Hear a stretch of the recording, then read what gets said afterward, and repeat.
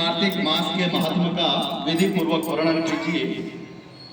ब्रह्मा जी कहने लगे कि हे नारद, तुम बड़े सज्जन पुरुष हो और सब लोगों के हित के लिए प्रश्न करते रहते हो।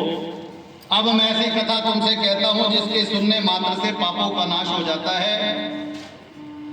हे नारद, सूत जी किसी नैमिषारण्य तीर्थ में शौनकादिक ऋषियों से कहते हैं कि ऋषियों, साधुओं का सत्संग पवित्र होता है और संसार के पापों के भय को दूर कर देता है, ज्ञानियों को मोक्ष देता है, कामना वालों की कामना पूरी होती है।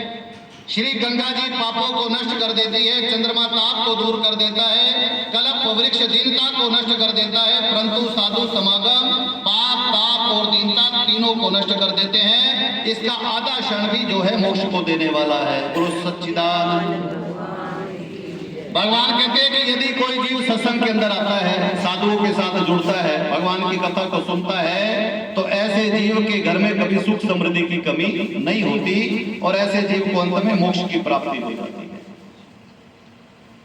इतनी वार्ता सुनकर ऋषि कहने लगे कि हे सूत जी, आप कृपा करके कार्तिक महात्मा इतिहास भी बताएं। तब सूत जी कहने लगे कि हे ऋषियों, एक समय भगवान कृष्ण से कमल जैसे नेत्रों वाली सत्यभामा कहने लगी कि मैं धन्य हूं और मेरे माता पिता भी धन्य हैं, जिनके मेरी जैसी कन्या उत्पन्न हुई है और जिसके पति आप भगवान हुए। आप 16,108 रानियों में से सबसे अधिक मुझसे प्रेम करते हैं। जिस कल्प वृक्ष की पृथ्वी के लोग बात तक नहीं जानते वह मेरे आंगन में लगा हुआ है। अतः मैं आपसे एक बात पूछना चाहती हूँ, आशा है कि आप जरूर बताएंगे।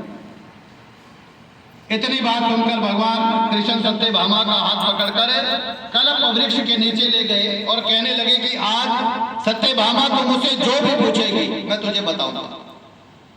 तब सत्यभामा कहने लगी कि हे स्वामी, पहले जन्म में मैंने ऐसा कौन सा पुण्य कर्म किया जिसके कारण आपकी अर्धांगिनी हुई?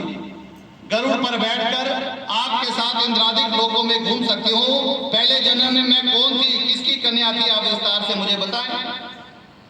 तब भगवान कहने लगे, पहले सतयुग के अंत में मायापुर में अत्रि कुल में वेद तथा शास्त्रों का जानने वाला देव शर्मा नाम का एक ब्राह्मण रहता था। वह भगवान का भक्त था, परंतु उसका कोई पुत्र नहीं था और बड़ी आयु में उसने एक कन्या को जन्म दिया। कि बड़ी आयु में उसकी एक कन्या हुई जिसका नाम उसने गुणवती रखा था। देव शर्मा ने चंद्र नामक अपने एक शिष्य के साथ अपनी कन्या गुणवती का विवाह कर दिया। चंद्र पिता के समान उसकी सेवा करने लगा। एक दिन देव शर्मा अपने दामाद के साथ लकड़ियां काटने के लिए हिमाचल के समीप गया। वन में इधर उधर फिरते हुए उन्होंने एक महाभयंकर राक्षस को देखा और उसे देख